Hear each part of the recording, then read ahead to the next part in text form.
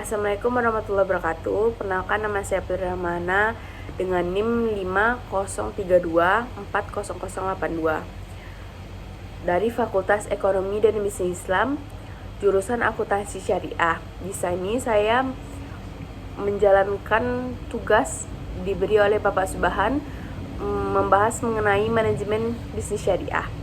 Apa itu manajemen bisnis syariah? Manajemen bisnis syariah adalah proses pengelolaan sumber daya dalam kegiatan bisnis berdasarkan prinsip-prinsip Islam. Tujuannya tidak hanya mendapat keuntungan materi, tapi mencapai keberkahan dan keadilan Allah Subhanahu wa Ta'ala. Manajemen ini menghindari praktik-praktik haram seperti riba, ghar, dan masyir, serta menekan etika, kejujuran, dan tanggung jawab sosial. Ada unsur-unsur manajemen, terbagi ada 4: perencanaan atau planning, berorientasi pada tujuan halal dan maslahat; perorganisasian atau organizing, struktur organisasi adil dan transparan. Yang ketiga ada pelaksanaan, outwanting, motivasi berdasarkan nilai spiritual. Yang keempat ada pengawasan, evaluasi yang dilakukan dengan amanah dan kejujuran. Adapun pengertian bisnis dalam Islam atau muamalah adalah aktivitas jual beli atau produk, barang, dan jasa yang halal, bermanfaat dan tidak bertentangan dengan syariat. Bisnis dianggap sebagai bagian dari ibadah jika dilakukan dengan niat benar dan cara yang halal.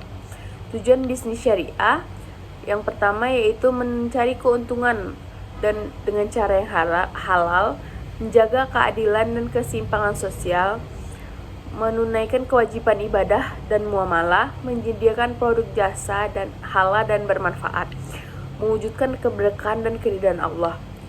Paradigma manajemen dalam Islam.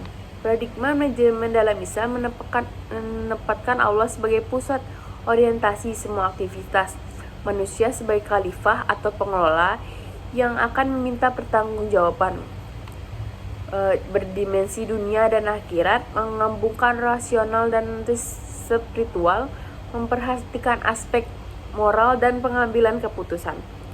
Adapun prinsip-prinsip utama dalam manajemen Islam, yang pertama ada tauhid, kesadaran bahwa semua berasal dan kembali kepada Allah. Amanah, tanggung jawab penuh dalam menjalankan tugas.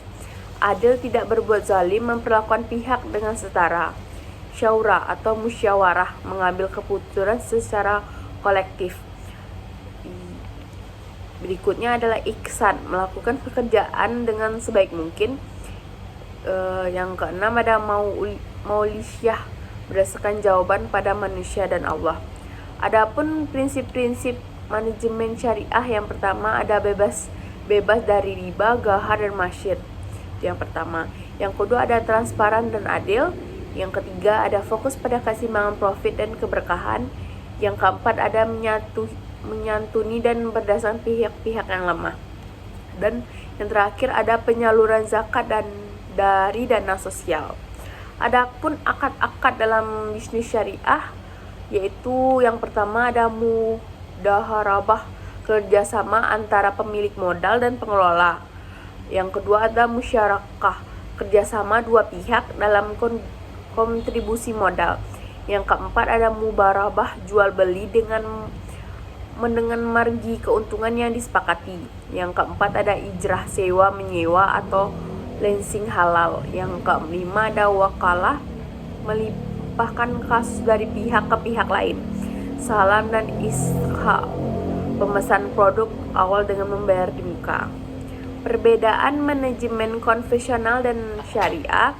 Dari aspeknya manajemen konvensional dan manajemen syariah. Tujuan, profil maksimal, dan kalau manajemen konvensional dari tujuan itu profil maksimal, dengan manajemen syariah dari profil halal dan keberkahan. Kalau dari konsep dasar, manajemen konvensional rasional dan efisien, sedangkan manajemen syariah itu spiritual dan etika. Berdasarkan etika bisnis, berdasarkan manajemen konvensional yaitu berdasarkan hukum umum, sedangkan manajemen syariah berdasarkan syariah. Kalau tanggung jawab sosial itu konvensional opsional, kalau syariah wajib zakat, sedekah, atau sosial. Sedangkan Dari sumber hukumnya, kalau konvensional itu dari hukum negara atau teori-teori bisnis, sedangkan manajemen syariah itu dari Al-Quran, hadis, dan ijma. Contoh studi kasus seperti Bank Syariah atau BSI. Profil singkatnya Bank Syariah Indonesia, bidang jasa keuangan syariah, dibentuk merger atau berbasis bisnis atau BSM. Target pasarnya muslim dan non-muslim yang ingin layanan bebas riba. Produk layannya tabungan giro, pembinaan KPR atau akad mubaharah atau dan membiayai UMKM atau gade emas syariah. Akad pembiayaan digunakan yaitu murabah untuk kesimpulan barang konsumtif, musyarakah untuk kerjasama modal usaha, mudarabah untuk pembiayaan usaha dibagi hasil, ijrah untuk membiayai kendaraan atau leasing. Tantangan bisnis syariah di Indonesia. Yang pertama ada kurang literasi atau edukasi masyarakat. Banyak masyarakat belum memahami konsep syariah seperti riba, akad, dan bagi hasil. Masih ada anggapan bahwa bisnis syariah hanya untuk umat Islam. Yang kedua ada terbatasnya SDM atau kompeten. Pelaku bisnis manajemen dan profesional yang menguasai manajemen sekaligus syariah masih terbatas. Yang kurangnya pendidikan formal yang bergabung ekonomi bisnis dan ilmu syariah secara terintegrasi. Yang ketiga ada persaingan dalam sistem konvensional. Produk konvensional sering lebih praktis dan lebih dikenal luas masyarakat. Sistem bisnis konvensional memiliki pangsa pasar yang sudah mapan. Yang keempat ada regulasi dan infrastruktur hukum. Walaupun ada undang-undang perbankan syariah, implementasi dari lapangan belum maksimal. Inkonsistensi dan tumpang tindih antara regulasi syariah dan non syariah beberapa sektor. Yang kelima ada kurang inovasi dari produk. Beberapa pelaku bisnis syariah masih produk konvensional dan hanya mengganti akad. Inovasi digital share masih kalah cepat dibanding freelance konvensional. Minimal investasi syariah, investor asing dan domestik masih ragu berinvestasi karena belum yakin akan potensi dan stabilitas sistem syariah. Kalau peluang bisnis syariah di Indonesia, yang pernah ada mayoritas penduduk muslim, lebih dari 230 juta penduduk Indonesia adalah muslim, 87% dari total penduduk. Potensi pasar halal dan syariah sangat besar dan keuntungan berkembang. Gaya hidup halal dan islami.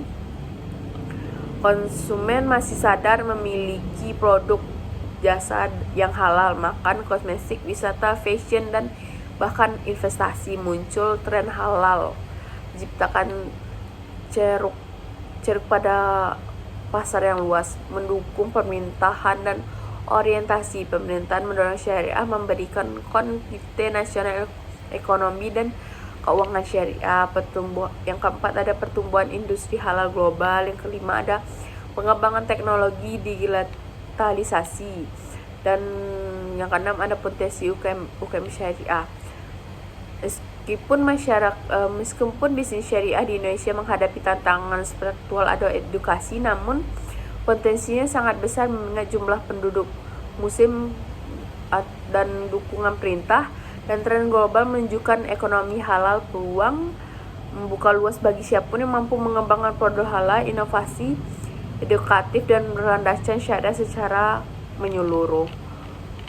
Jadi kesimpulan dari pembahasan tentang manajemen Islam adalah sistem manajemen modern yang mengintegrasi prinsip efisien dan produktivitas dengan nilai-nilai Islam.